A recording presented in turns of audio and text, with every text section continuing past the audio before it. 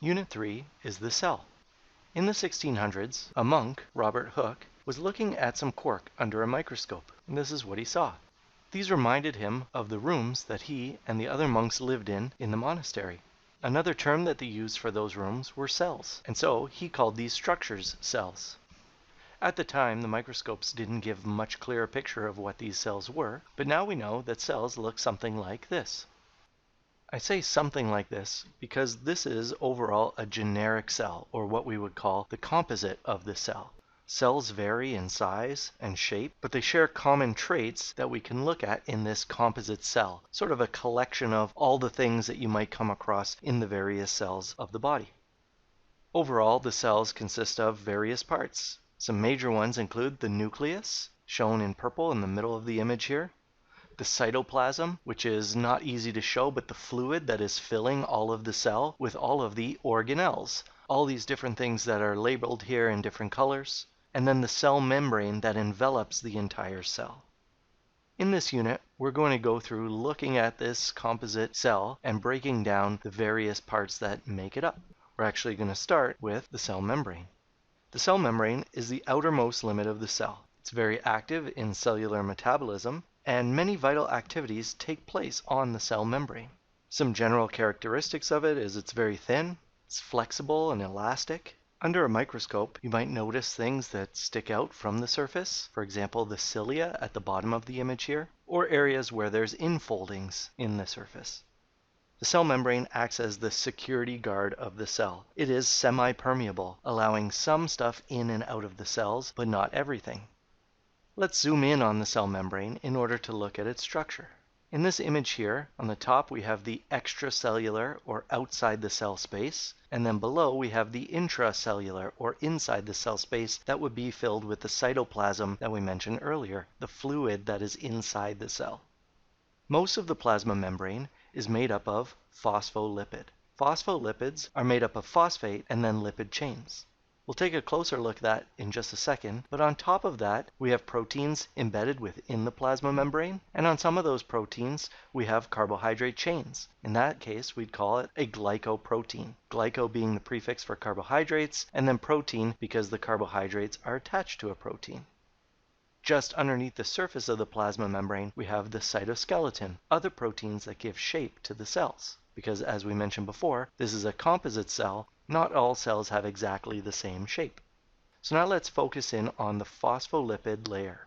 What you'll notice is that the upper portion of the phospholipid layer and the bottom portion are sort of mirror images to each other. This is because this is a phospholipid bilayer, meaning there are two layers of phospholipids.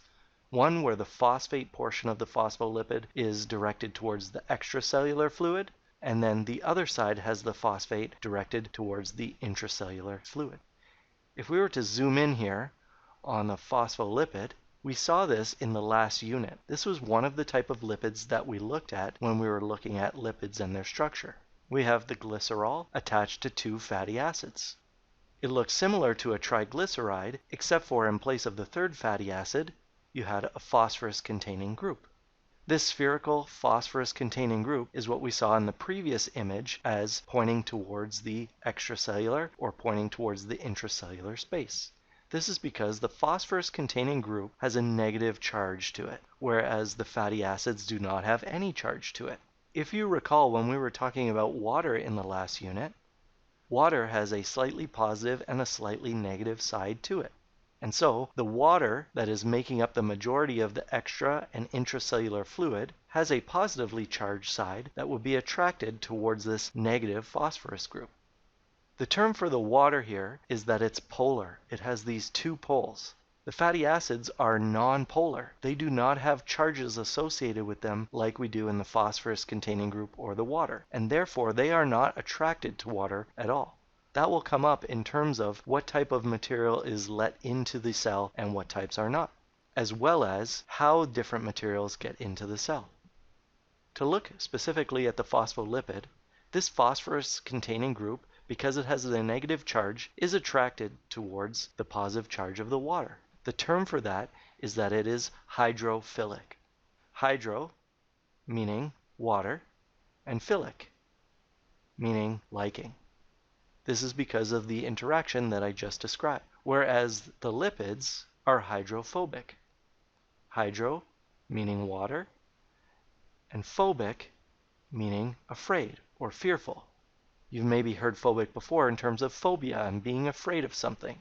In this case, it's as I said earlier, the lipids are not attracted to the water molecules and vice versa. So to go back to this picture here, we have this phospholipid bilayer, where because of that bilayer structure, the lipid chains are all in the middle of the plasma membrane. Because it's all lipid in there, that makes it difficult for water or other charged particles to travel through the membrane. The water and charged particles, because they're attracted to the phosphate, remain within the extracellular space or intracellular space attracted to that outside phosphate. Lipid-soluble molecules easily pass through the plasma membrane because they have no problem moving through that center portion, that lipid portion of the bilayer. Though not shown in this image here, cholesterol molecules are also embedded throughout the plasma membrane. This provides strength and stability to the membrane. So let's focus on other structures within the plasma membrane. Let's describe the structure and function of the cilia. We mentioned that before as something that sticks out of the cell. These are tiny, hair-like structures attached to the cytoskeleton that we saw in the previous picture, with proteins running up into them. They have a back and forth movement that allows them to move fluids over their surface. We will see these in various parts of the body that have, for example, mucus, that the cilia is then able to move that mucus across the surface. Let's describe and locate the cytoplasm. I mentioned this earlier. The cytoplasm isn't really anything I can point to in this picture because it is a clear, gel-like substance found throughout the cell. Many cellular activities, metabolic reactions, take place within the cytoplasm. When we magnify the cell, we'll see that there are many structures, networks, and membranes within it, as is kind of evident here with all the organelles that are embedded with the cytoplasm, all the different organelles with the different colors here, as well as with the previous picture where we showed the cytoskeleton that were proteins found within the cytoplasm as well. I mention this because sometimes when we see this type of picture from a textbook, it seems like the cell is somewhat empty in there. But you should picture it with lots of protein, lots of these organelles found within it, and all sitting within this cytoplasm, such that there's reactions going on, some items are floating around within it, able to move, etc.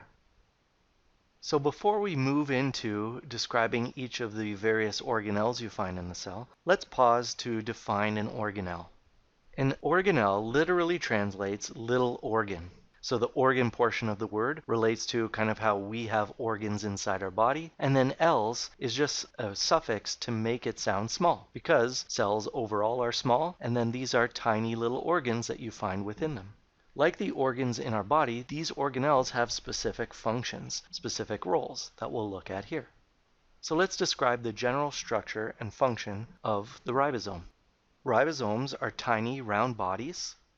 There are free ribosomes, or ribosomes that are attached to the rough endoplasmic reticulum, and the role of the ribosome is that they are the site of protein synthesis. We will talk about protein synthesis in the next unit, and so ribosomes will come up again. Another organelle we need to look at is the centrioles. They're shown here. They're a pair of rod-shaped bodies found close to the nucleus, and they function in cell division. When we get to cell division, we'll take a closer look at the centrioles, but centrioles produce proteins that function during cell division in order to move things around the cell. Lysosomes are membranous sacs found within the cytoplasm. They contain enzymes that aid with digesting things, breaking things down.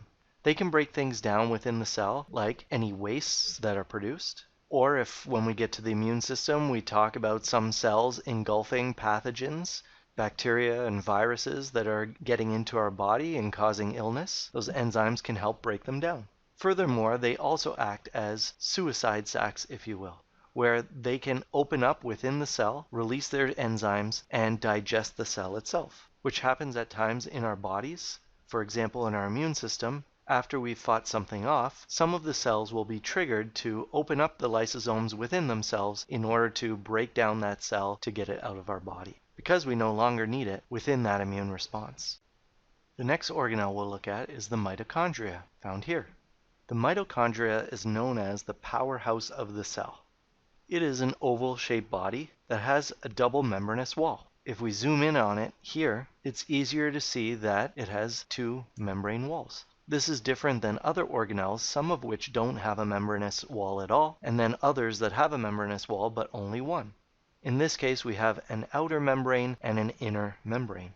These mitochondria move slowly about the cytoplasm and can reproduce by dividing themselves, but they contain enzymes, as is shown here, that ultimately carry out the reactions that make energy. In terms of our cells, the energy is ATP, adenosine triphosphate. In the next unit, cellular metabolism, we'll look at more specific detail about how that ATP is made.